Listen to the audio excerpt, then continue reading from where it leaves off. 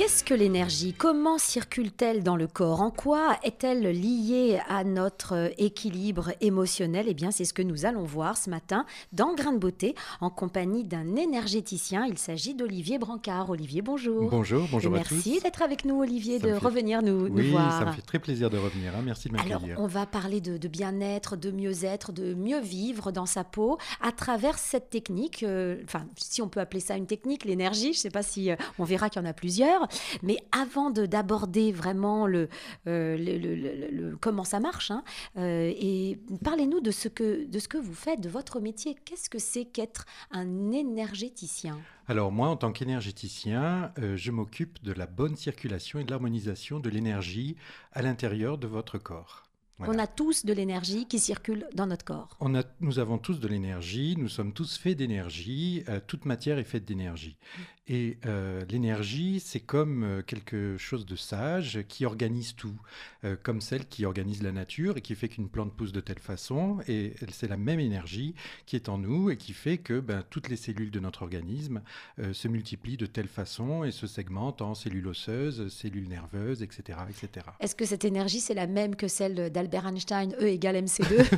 Je ne suis pas assez calé en maths, en physique. En physique. Alors, Non, donc, sûrement. cette énergie, sans doute, oui. Cette énergie que l'on a en nous, c'est parce qu'elle circule bien qu'on va mieux se porter, se sentir. Oui, exactement. Il faut voir, en fait, l'énergie. On parle beaucoup d'énergie. On dit, ah, j'ai plus d'énergie, C'est etc. Ça, c'est des mots qu'on entend tous les jours. En fait, il faut vraiment, je pense, prendre conscience que l'énergie, je viens de dire le mot conscience, c'est une forme de conscience et qu'on est avec un capital d'énergie et qu'ensuite, toute notre vie, on va nourrir cette énergie-là qui va nourrir notre organisme et aussi nourrir notre façon de nous comporter dans la vie. Et là, on va arriver dans une vision psycho-émotionnelle de l'énergétique. Voilà, c'est pas simple. Ça, vous en avez conscience vous-même, Olivier, que pour monsieur et madame tout le monde, quand on parle d'énergie, ça paraît un peu abstrait. Oui. Et c'est Voire difficile. magique. Oui, c'est ça. Hein. Donc, c'est difficile d'aborder cette matière, cette discipline de Oui, l'énergétique. oui. Hein. Oui, alors ce qui est génial, c'est que moi, je m'appuie dans ma méthode sur les méridiens issus de l'énergétique chinoise traditionnelle et que je vais utiliser une image qui est toute simple, mais dans une maison, il y a une chaudière, il y a des radiateurs pour chauffer toutes les pièces et puis il y a des tuyaux et l'eau part de la chaudière et elle revient à la chaudière. Mais il faut savoir qu'en fait, dans notre corps, c'est exactement la même chose. Oui. C'est-à-dire qu'il y a un circuit fermé d'énergie qui va sur des segments de temps imbiber des secteurs de conscience de notre corps. Alors un secteur de conscience, c'est quoi? Ce sont des organes, Un organe, oui. des tissus, des organes, etc., plus une façon de gérer une charge émotionnelle. Voilà. Ouais. Mais ça, c'est assez culturel. Vous venez de le dire, en énergétique chinoise, et c'est Oui, ce que c'est vous ça. dites. Ça veut dire qu'en Chine, ça fait partie de la culture depuis des lustres. Oui, Hein. exactement. Donc, pour les Chinois, ça n'est pas du tout abstrait de parler d'énergie. Vous nous disiez l'autre fois que les Chinois vont pratiquer ces séances À l'hôpital. à l'hôpital de manière très récurrente. Oui, puisque quand ils sont malades, ça veut dire qu'ils n'ont pas fait ce qu'il fallait. Alors eux, ils sont plus dans une optique de conserver la santé et de conserver donc leur harmonie de circulation énergétique. Voilà. Alors, elle circule dans le corps, mais en quoi est-ce que cette énergie va être liée à l'équilibre émotionnel et au bien-être? Alors, chaque groupe d'organes est lié à un méridien. Un méridien, donc vous connaissez les points d'acupuncture. À peu d'accord, près, à oui. peu près. C'est au centre, hein, c'est le centre. Alors, non, pas il y a- forcément. on va peut-être en parler tout à l'heure, mais il y en a pas qu'au centre. Ah, Il y je en a- confonds il y en a avec les partout. chakras. Oui, mais ce qui est très intéressant dans les chakras, donc les chakras, c'est issu du monde hindou, le yoga, etc. Et en fait, dans la médecine chinoise, il y a des points d'acupuncture qui sont juste situés sur les plexus énergétiques que l'on appelle chakras dans l'Ayurveda, par exemple. D'accord ? Donc, ces points d'énergie qui sont des plexus majoritaires. Et alors, ça m'amène aussi à dire quelque chose, c'est qu'on parle souvent d'énergie, on dit l'énergie à l'intérieur du corps, mais l'énergie, elle n'est pas uniquement à l'intérieur du corps. D'ailleurs, en préambule, on a parlé de l'énergie de la nature, etc. D'accord ? Ce qui est important de visualiser, c'est que notre corps est en constante constant échange d'énergie et d'informations avec notre environnement. C'est-à-dire que là, nous sommes face à face, nos organismes échangent des informations énergétiques et nous échangeons des informations énergétiques avec l'environnement autour de nous. Alors nous serions dans une forêt, ça serait quand même plus agréable. Oui, c'est vrai. Ah, pardon, hein, on n'est qu'à Judaïque FM, pardon, hein, Olivier. Non, c'est super. Mais donc voilà, pour parler de cette puissance et de cette source d'énergie qui nous lie absolument à la nature. Donc voilà, l'énergie est en circuit fermé à l'intérieur du corps, mais elle est dépendante de points d'ouverture en rapport avec la circulation énergie universelle que l'on retrouve autour de nous. Et le bien-être dans tout ça, alors le bien-être, c'est quoi ? Le bien-être, c'est justement de pouvoir avoir la capacité de se réaligner par rapport à une vibration d'énergie qui est en accord avec celle de la nature et de l'univers qui nous entoure. Être en harmonie, quoi. Être en harmonie, en harmonie. Et donc, il y a le terme équilibre aussi que je retiens. L'équilibre émotionnel, c'est trouver un équilibre dans tout. C'est ça, finalement, oui, être voilà. bien. Et alors, ce que j'allais dire tout à l'heure, c'est que, par exemple, vous prenez un méridien. Prenons le méridien du rein, par exemple. Donc, le méridien du rein, ce n'est pas uniquement l'organe du rein. Bon, déjà, nous avons 2 organes de rein, d'accord ? Le méridien du rein, il comporte le rein, mais il comporte aussi tout le système osseux, notre squelette, et tout le système des moelles osseuses et du système nerveux. D'accord ? Donc c'est tout un système de conscience qui permet alors dans le domaine de l'émotionnel, le rein permet en fait de prendre contact avec ses peurs et de les traiter. Alors est-ce que je vais être paralysé par mes peurs ou est-ce que plutôt je vais utiliser mes peurs pour me mettre en mouvement ? Parce que finalement le squelette, c'est une structure qui va vous permettre d'avoir une stature dans la vie, une posture, pour ensuite vous mettre en mouvement. Ce qui est très intéressant aussi, c'est que quand il y a la fécondation in utero, la première chose qui se crée dans le fœtus, c'est le squelette. D'accord ? Et donc le squelette va servir de base donc, au développement de l'enfant. Et l'émotion qui est associée au squelette, ce sont les peurs. Donc imaginez bien que nous en tant qu'humains, et même les autres animaux, nous sommes bâtis sur un système, sur une structure première qui est liée aux peurs. Mais alors aujourd'hui, dans notre société, les peurs, c'est quoi ? C'est la peur de ne pas y aller, c'est la peur qui paralyse. Qui paralyse sur place, effectivement. Mais peut-être que les peurs, finalement, sont des bases qui pourraient nous mettre en mouvement. Et ça, c'est tout un travail, vous voyez, qu'on fait en séance aussi, c'est-à-dire prendre connaissance avec ces peurs et pouvoir les apprivoiser, les traverser pour les dépasser. Mais alors, comment ça se passe concrètement ? Alors, on a bien compris, il y a des points d'acupuncture. Donc, j'imagine que vous utilisez la technique de l'acupuncture, mais c'est quelque chose d'un petit peu spécial. Alors, oui, moi, je le fais sans aiguille. Pourquoi ? Parce que j'ai du ressenti sur l'énergie qui circule. Donc, j'utilise mes doigts pour interroger la circulation d'énergie à travers les points d'acupuncture et pour réharmoniser cette circulation. Alors, tout à l'heure, on disait l'énergétique, ça a l'air magique.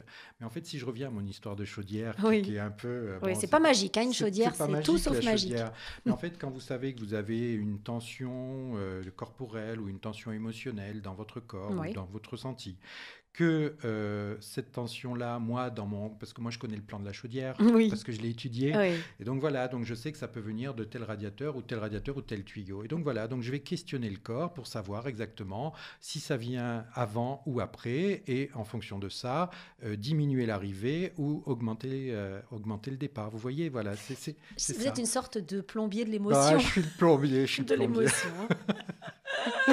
Alors, donc oui, c'est ça. Donc vous, avec vos points d'acupuncture... Alors, les points d'acupuncture, permettez-moi Léa, en fait, ce sont des portes ouvertes qui permettent, on dit souvent ce sont des puits, qui permettent d'aller en profondeur à l'intérieur des informations de l'organisme et qui permettent du coup de savoir où est-ce qu'on en est dans cet échange d'informations. Alors, une fois que vous avez utilisé cette technique, est-ce que d'abord c'est la seule technique que vous utilisez ? Non, oui. Non ? Alors j'utilise d'autres techniques. J'utilise l'aromathérapie aussi. J'utilise aussi une technique qui se rapproche de l'hypnose, que j'appelle la visualisation initiatique. Alors là, qu'est-ce que je fais ?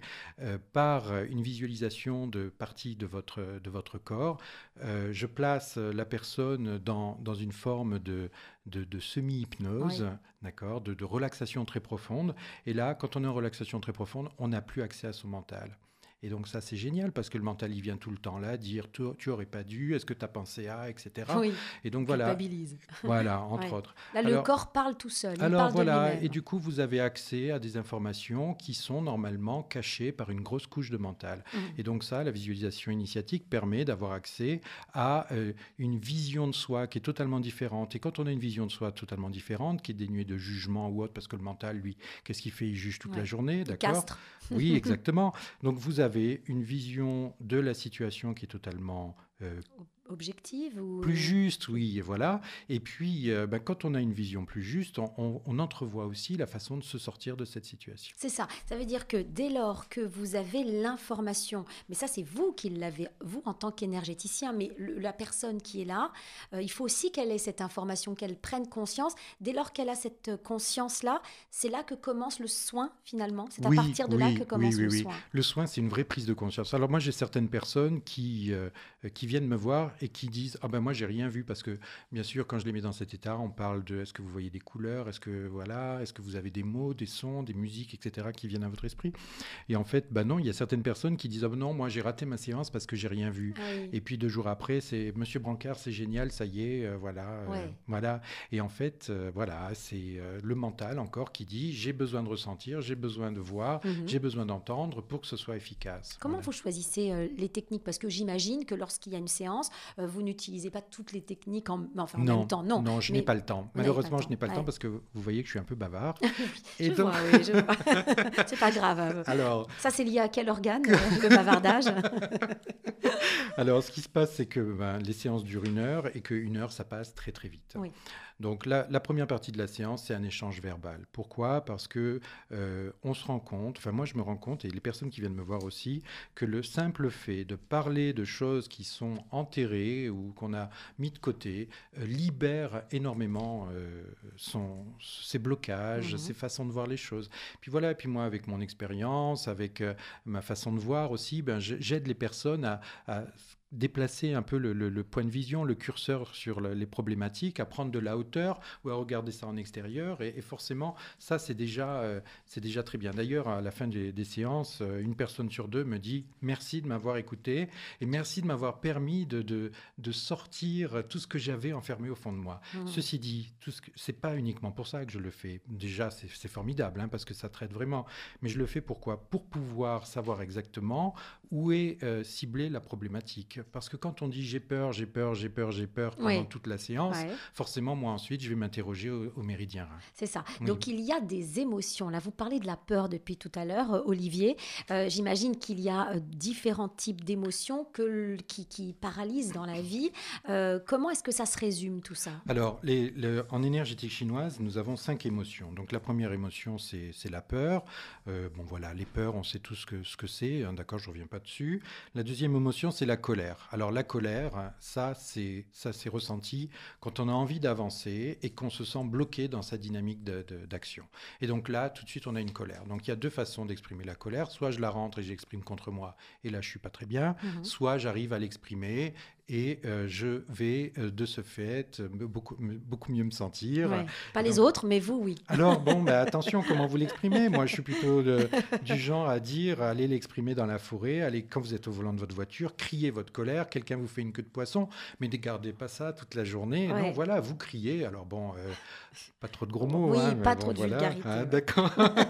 Donc voilà, donc ça c'est la deuxième émotion. La troisième émotion, c'est la joie. La joie, c'est... Ça, c'est positif. Ça, c'est super positif, la joie. La joie, c'est le fait d'être dans ce qu'il y a de plus spirituel, de plus lumineux dans sa vie, d'accord? Et donc, la joie, c'est super important. Pourquoi? Parce que quand les personnes viennent me voir, souvent, j'ai des personnes qui n'ont plus de joie dans leur vie. Et quand on n'a plus de joie dans sa vie, on glisse vers la dépression. Et donc, faites-vous plaisir dans vos vies de tous les jours. Trouvez des petits plaisirs. Et il y a un mot que l'on a dit 30 fois depuis le début de cette émission, c'est le mot conscience. Voilà, j'ai été formé aussi à la pleine conscience, qui est drôlement important. C'est d'être conscient de chaque instant que l'on vit. Voilà. De voir tout ce qui est positif Mais finalement. effectivement, voilà, c'est très très important. Alors ensuite, La quatrième la émotion. quatrième, c'est la réflexion. Alors la réflexion, c'est quoi? Tiens, c'est bizarre, ça c'est pas une émotion qu'on connaît nous Oui, dans notre oui, c'est vrai. société. Et la réflexion, c'est justement prendre sa lumière et la refléter, c'est-à-dire la réflexion du miroir, c'est-à-dire tiens, qu'est-ce que je fais en fonction de cette donnée de lumière, de quelque chose qui guiderait ma vie vers le bonheur ou autre. Voilà. Donc ça, d'accord. Ouais. Et puis la dernière, c'est l'émotion de nostalgie, des regrets, de quelque chose qui Un pousse peu la tout. tristesse, oui. C'est exactement, La voilà. tristesse. Mhm. Donc ces 5 émotions, on va, et juste après la pause, on va voir donc de quelle manière il faut les équilibrer, j'imagine. C'est le terme équilibre Oui, qui est parce que important l'une ne va encore. pas sans l'autre, elles sont Ouais. intimement liées. On le saura dans un instant, juste après la pause. On se retrouve dans la seconde partie de Grain de beauté ce matin. Dans Grain de beauté, nous parlons de bien-être, de mieux-être à travers la technique de l'énergétique. Je ne sais pas si on peut parler d'énergétique. Et nous sommes en compagnie d'Olivier Brancard qui est énergéticien. Olivier, juste avant la pause, nous parlions des 5 émotions en médecine chinoise. Parce que ce sont des techniques qui font partie de la culture chinoise. Là-bas, c'est du courant, c'est du quotidien. Oui, mais c'est universel. C'est universel. Oui, l'homme est toujours l'homme, partout sur la planète, mais par contre, les Chinois ont eu cette conscience, cette connaissance, j'allais dire, peut-être meilleure que nous autres, de notre corps, de nos émotions. Alors, il n'y a pas que les Chinois qui ont eu cette approche. Il y a aussi dans l'Ayurveda, qui a eu aussi une approche similaire. D'ailleurs, vous voyez, dans la médecine chinoise, on a une trentaine de méridiens. Et bien, dans l'Ayurveda, il y en a 7200. Ah oui. Voilà, vous voyez. Ça change. Donc, et ça rejoint ce que je disais tout à l'heure. Ça rallonge la séance. Hein, c'est-à-dire que les nadis, parce que les méridiens de l'Ayurveda, s'appellent des nadis, sont à la fois dans le corps et à l'extérieur du corps. Et donc, ça reprend aussi ce que je disais tout à l'heure, l'échange avec le milieu ambiant. Alors oui, ces émotions, ceci dit, ce qui est très intéressant avec ces émotions, c'est que, mais qu'on soit en 2015 ou qu'on soit en 900, eh bien, on aura toujours quelqu'un autour de nous qui nous empêchera de faire ce que l'on veut et qui nous mettra dans la colère.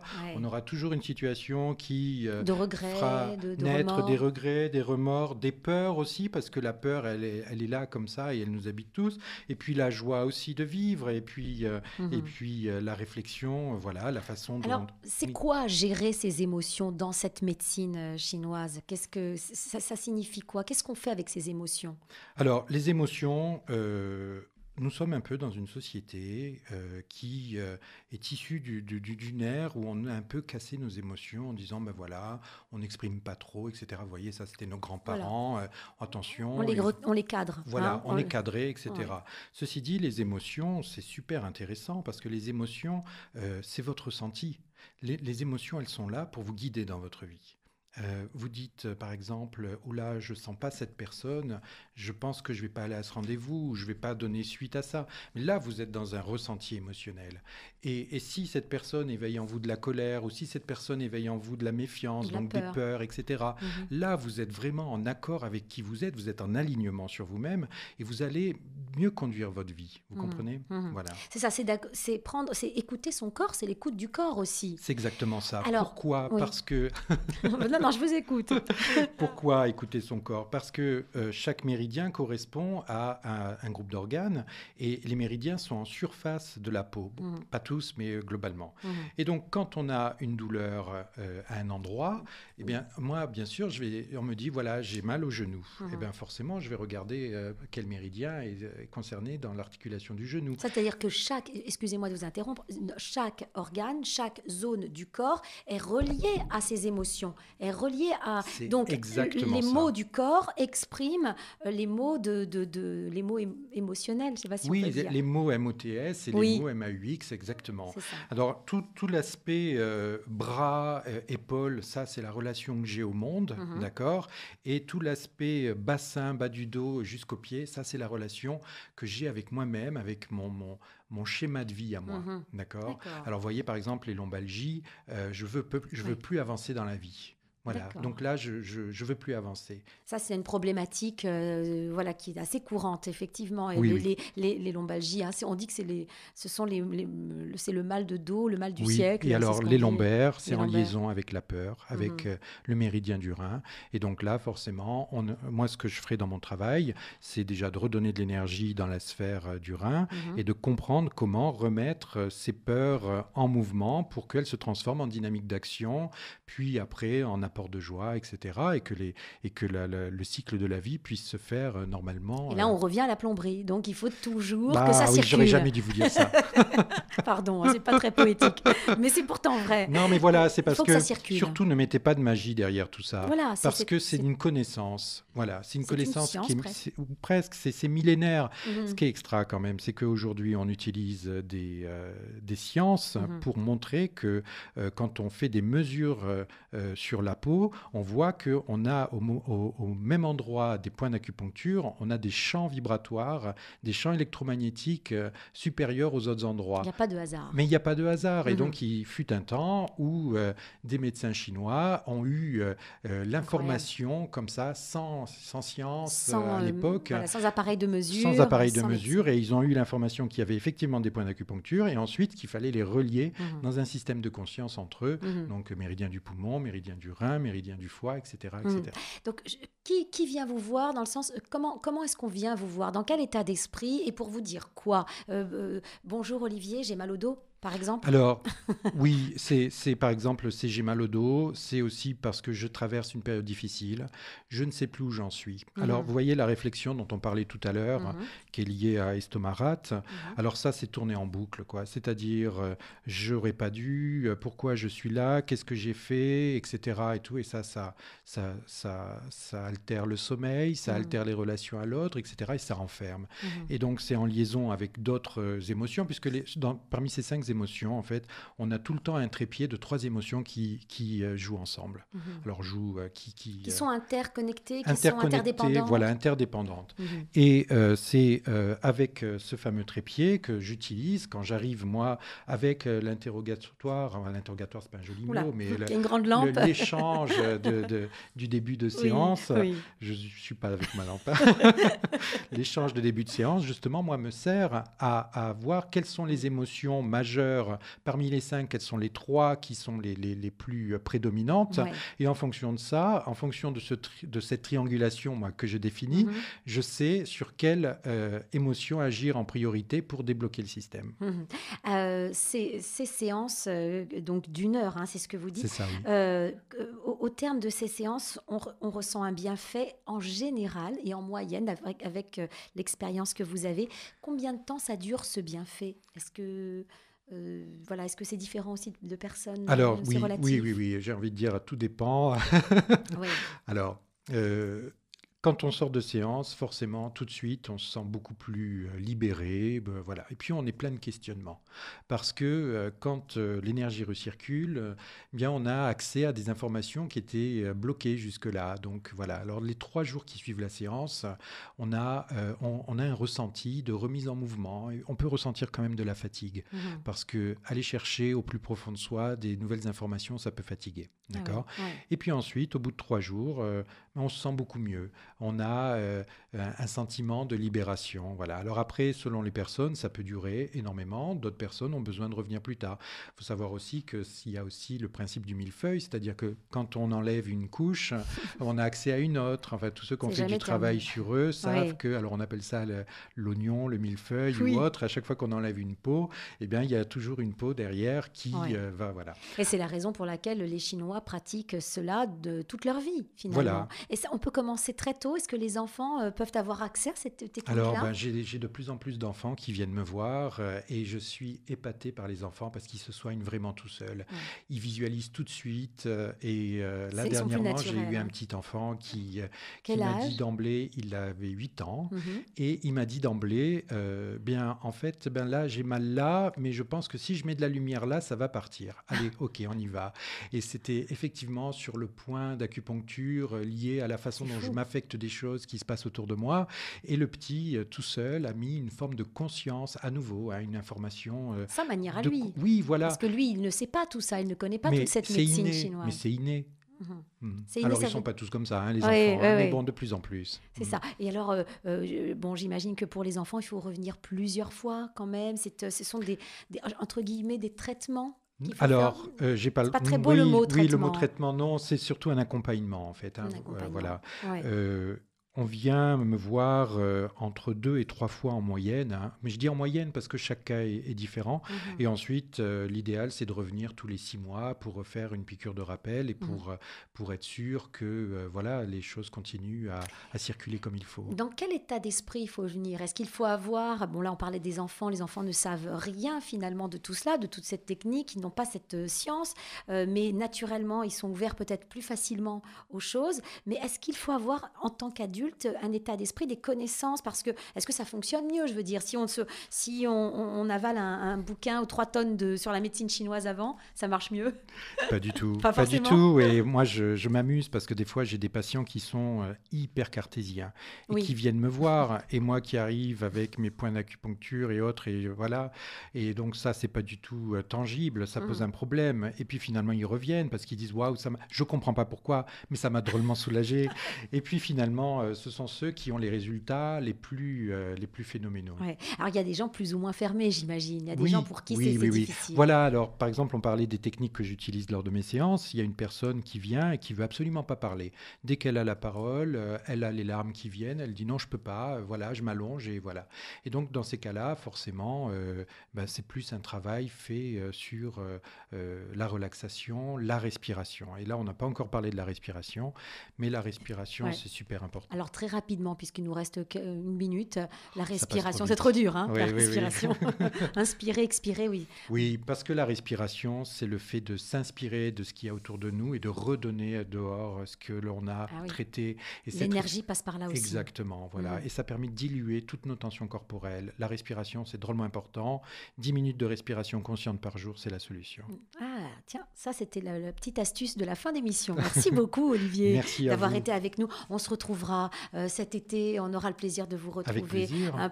pour des séances peut-être un peu plus particulières où les auditrices, les auditeurs pourront nous envoyer leurs questions. Un numéro de téléphone peut-être pour qu'on puisse vous contacter. Alors, mon numéro, c'est le 06 11 19 63 05. Alors, Et vous avez des informations complémentaires sur mon site internet stretcher.fr, stretcher.fr, ou sur Facebook sous le Stretcher. Stretcher. Et on redonne le numéro de téléphone 06 11 19 63 05. 63 Je consulte 05. à Paris, à Caen On et au peut Mans. venir vous voir à Voilà. Paris, bien sûr, on Mhm. peut prendre rendez-vous. Merci beaucoup, Olivier. Merci Et à très vite sur à très notre vite. antenne. Au Au revoir. revoir.